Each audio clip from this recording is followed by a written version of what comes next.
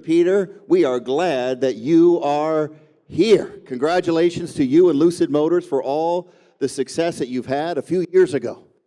We all heard about the great announcement, the Lucid Motors investment here in Arizona, in Casa Grande, how you're going to partner across the border to show that our partnership with Mexico could lead to great things economically here in Arizona throughout the country.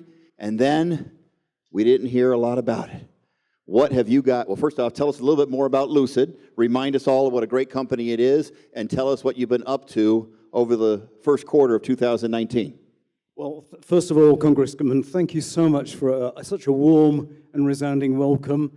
And thank you, everyone here, for joining us today. We're thrilled to be back. There's been a little bit of a delay, but we're back, and it's game on again. We recently announced funding from the Public Investment Fund of Saudi Arabia, and we announced that we received over $1 billion in the fall of last year.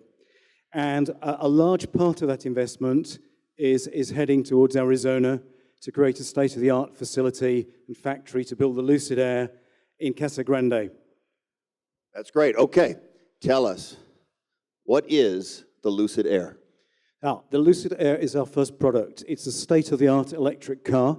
It's a sedan. It's a luxury sedan.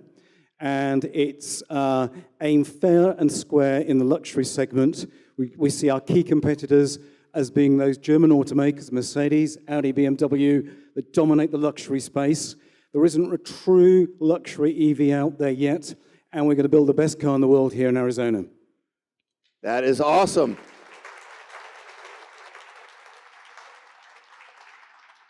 Now, a company like Lucid in this highly competitive electric vehicle space, when you were recruited to Arizona, you could have chosen a lot of other locations. I know the governor's office, and the governor was personally involved, ACA, other economic development entities. You could have chosen anywhere in the country. You chose Arizona for this incredible investment.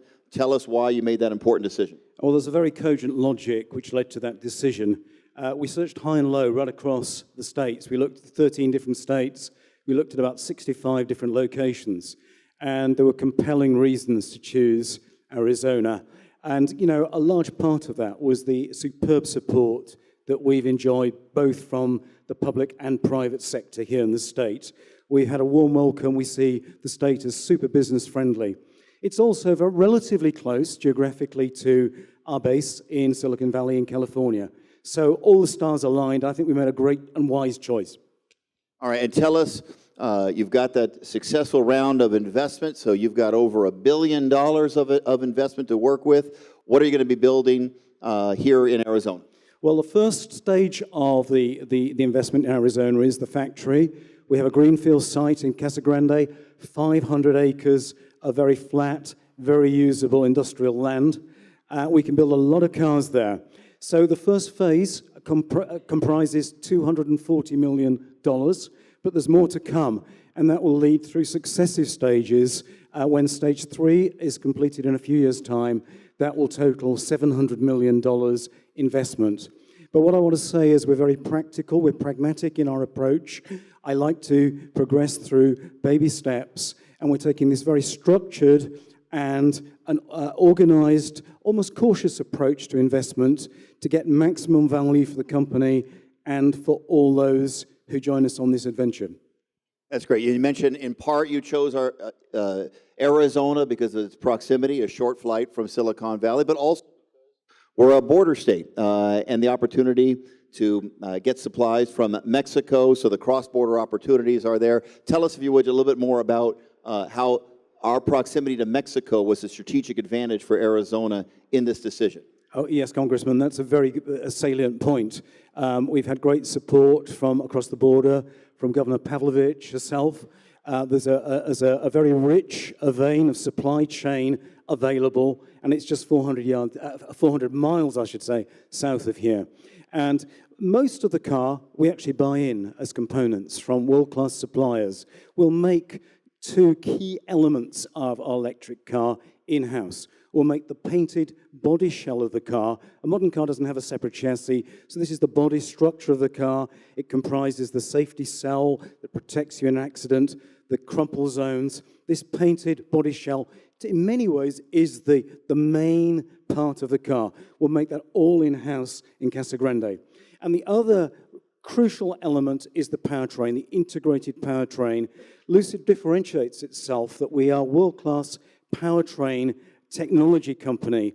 And there are 5 key elements to that powertrain, all of which we're going to make in-house. Our own electric motors, our own transmissions, our own power electronics, battery pack, that's a core technology expertise of the company. And of course, we have the software expertise, which makes that all work as a cohesive unit. All that we're going to make in Casa Grande. The rest we're going to buy in from world-class suppliers. That's great. And I'm going to move over, just make a quick political statement. Why not? I am, in fact, in politics. When I was mayor of Phoenix, we really tried to help rebuild our relationship with Mexico. Governor Ducey did a great job as governor rebuilding that relationship and built that very personal relationship with the governor of Sonora, our sister state, just south of Arizona. And I think that's paying real great economic dividends for the state of Arizona. The number one example of that, the number one example of having good political relationship with Mexico leading to good economics is the investment that Lucid has decided to make here in Arizona. Oh yeah, and I mean, that was a real deciding factor, the personal touch of Governor Ducey and his team and Sandra Watson. I want to thank them from the bottom of my heart. That's really made a huge difference in our decision-making process. All right, did you get that on record so you can put that in your next newsletter, Sandra? Yeah, I appreciate that. Get the message out. That's great. Congratulations on the good work on that. All right, Jeff Goldner mentioned in his opening remarks workforce development, the important role that our higher education institutions are playing, Maricopa Community Colleges, our universities. Tell us about the workforce you're going to need to make sure your project is successful here in Arizona. Well, I mean, the key to a world-class product is a world-class workforce. You know, we can distill car manufacturing down to that level, and I'm really confident that we have that right here on our doorstep with all the support from the local colleges. And these, make no mistake, these are high-tech, good quality jobs in a world-class manufacturing environment. And we're going to have the right blend of automation and manual input to ensure that the product is truly world-class.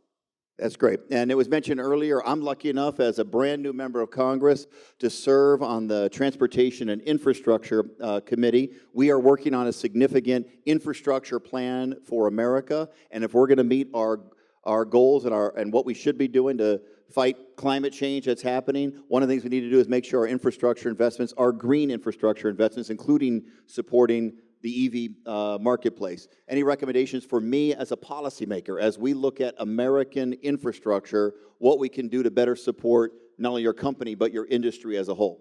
Well, I think the infrastructure is not to be overlooked. I think that one of the things that's holding back a wider spread adoption of electric vehicles is the fast-charging infrastructure. And we recently announced a partnership with Electrify America, and there's going to be literally thousands of fast charge stations rolled out right across the US over the next few years. But, you know, Congressman, the more you can do to sort of beat that drum in DC, the faster it's going to happen.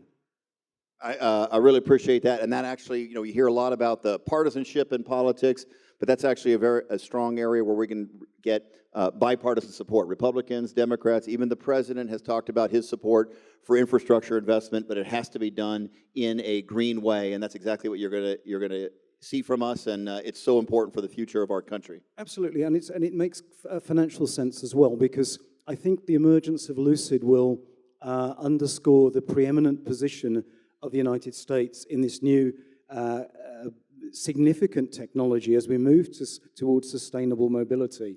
And I think that with that competition, the healthy commercial competition, that will advance that preeminent position that it already has been established. All right, great. Tell us about the industry as a whole. You're in a hyper-competitive industry in the EV marketplace. We hear about one particular company that seems to have captured attention. Tell us where the industry as a whole is going. Well, it's not going electric fast enough. That's for sure. And you know, I'm passionate about EVs because I'm passionate about the environment. That's why. But the reality is that for those of you who have experienced EVs, you'll know that they are significantly better as a driving experience, as an ownership experience, than their gasoline counterpart. So many people say, I've gone to EV now, I'll never go back. I tell you, it's a one-way trip. And I think the more we can evangelize that message, the quicker the adoption will be, and I think that will benefit the environment hugely. All right, great. And you see business leaders here throughout Arizona. I know we have a lot of folks from out of town. Welcome to the best state in the country here in Arizona, if you are from out of town. One of the things you'll find here in Arizona is that we really support each other. When new people come to town, we really welcome them into business leadership positions from day one. Everyone here is invested in your success. What can this audience do? The people in this audience, what can they do to better support the success of Lucid Motors? Well, I mean, one of the things we're currently doing is growing our organization.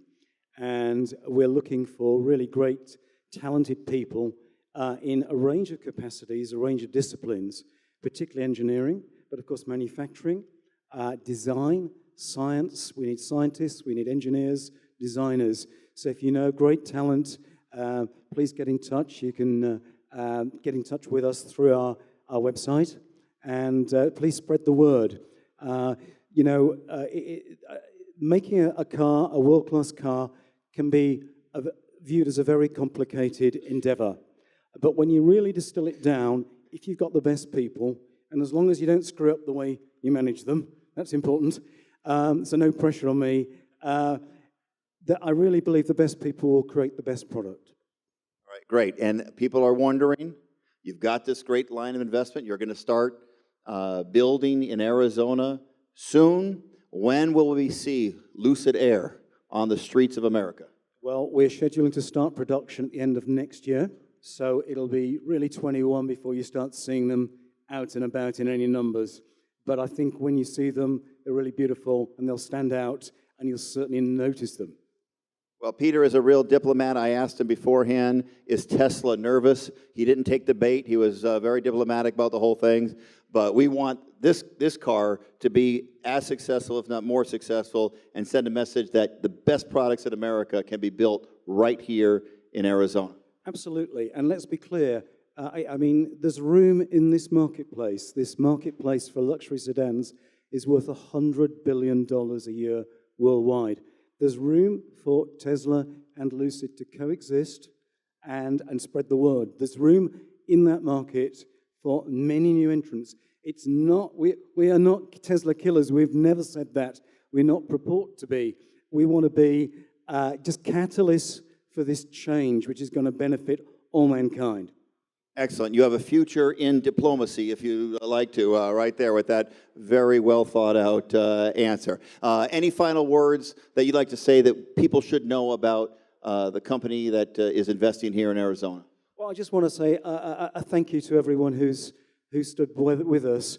We had a lean period, a hiatus where our funding took longer than had been anticipated, but we kept in close touch and an open collaboration with the state here, and I think that's been reciprocated.